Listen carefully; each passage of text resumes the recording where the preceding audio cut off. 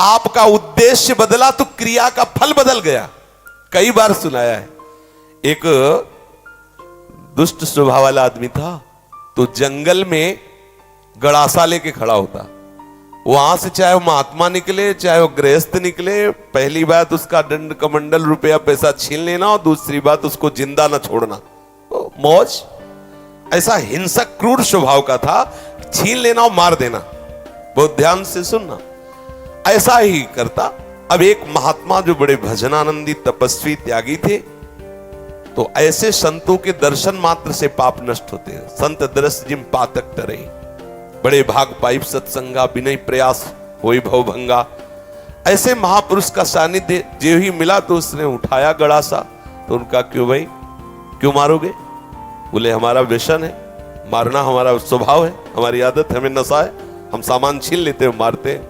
बोले ऐसी दुर्गति होगी तेरी कि तुझे पता नहीं। वो तपबल संपन्न थे, वो जो जो बोल रहे थे वो ऐसा लग रहा था कि उसके दिमाग पे लग रहा है। थोड़ी ही देर में संभाषण मात्र, एक तो दर्शन दूसरा संभाषण, तत्काल उसके हृदय में कंपायमान, हृदय में भय पैदा हुआ, चरणों में गिर गया। महाराज मैं तो बहुत पाप की, ये देखो संत दर्शन का फल, कोई उपाय बताओ। महाराज सब छोड़ दूंगा यदि मुझे शिष्य बना लो। तो उनका तुम्हें ऐसे शिष्य नहीं बनाएंगे, पहले तुम भारत के तीर्थों का अवगाहन करो, जब तुम पवित्र हो जाओगे तब तुम्हें शिष्य बनाएंगे। तुमने बहुत सी हत्याएं की है, बनाएंगे शिष्य, लेकिन पहले भारत के तीर्थों में भ्रमण करो। तो महाराज हम कैसे जानेंगे कि हम पवित्र हो गए, निष्पाप हो गए? तो उन्होंने एक सूखी लकड़ी दी और कहा जब ये हरी हो जाए, इसमें अंकुरण हो जाए, तो वहीं से लौट आना, जानना तुम निष्पाप हो गए। चल पड़ा। अब महापुरुष की प्रेरणा, ये होता है संत का प्रभाव। अब वो लकड़ी ली सूखी और चल पड़ा।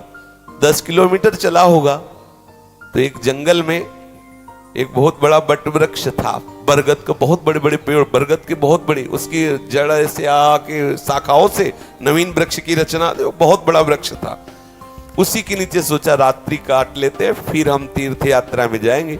उसी के नीचे तो 4 बदमाश ऊपर चढ़े हुए थे, चोर, और वो समीप वाले गांव में चारों तरफ से आग लगाने का प्लान बना रहे थे कि तुम दक्षिण की तरफ से आग लगाना, तुम उत्तर की तरफ से आग लगाना, और फिर जो निकलेगा उनको मारेंगे, ऐसा ऐसा। उसने सोचा है इतने पाप किए हैं, अब तीर्थ यात्रा तो जा ही रहे, इन 4 को और मार देते हैं, क्योंकि ये 4 मरेंगे तो पूरा गांव बच जाएगा। अब तीर्थ ही जा रहे तो जब 50-100 वो मारे तो 2-4 इनमें क्या जाता है। उन्होंने आवाज लगाई, ये सुनो तुम्हारा प्लान ठीक नहीं है।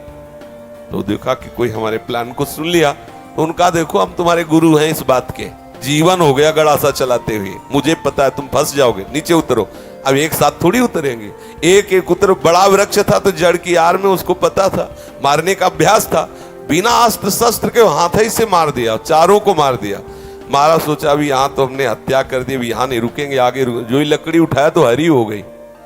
गुरुजी लोग कहा था लकड़ी हरी हो जाए तो वापस आ जाना तीर्थ यात्रा। अभी तो कोई गंगा नहाया नहीं, जमुना नहीं नहाया, तीर्थ यात्रा नहीं की और लकड़ी हरी हो गई, पर गुरु ने कहा था हरी हो जाए तो वापस आ जाना। वापस चला गया।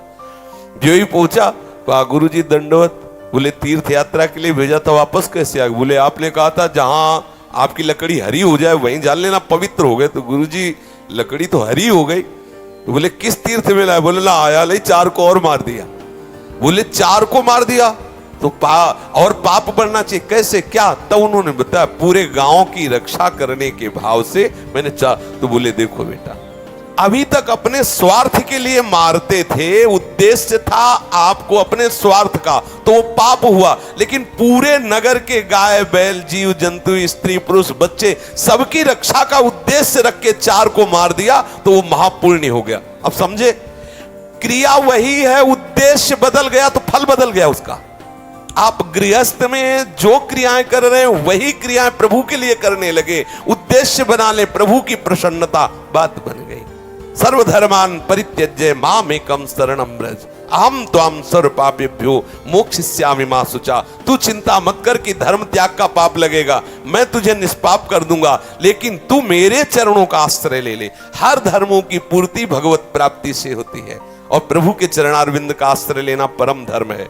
जो धर्म कर्म प्रभु की प्राप्ति में बाधा पहुंचावे तजिए ताहि कोटि वैरिशम, उसे करोड़ों दुश्मन के समान त्याग देना चाहिए। जैसे तजियो पिता प्रहलाद विभीषण बंधु भरत महतारी गुरु बलि तजो कंत ब्रज बनितन, बोले भेमुद मंगलकारी। इसलिए अपने जीवन का लक्ष्य प्रभु प्राप्ति बनाने वाले के लिए हर धर्म भगवत प्रसन्नता के लिए किया जाए, वही हो गया भगवत प्राप्ति का हेतु। समझ रहे?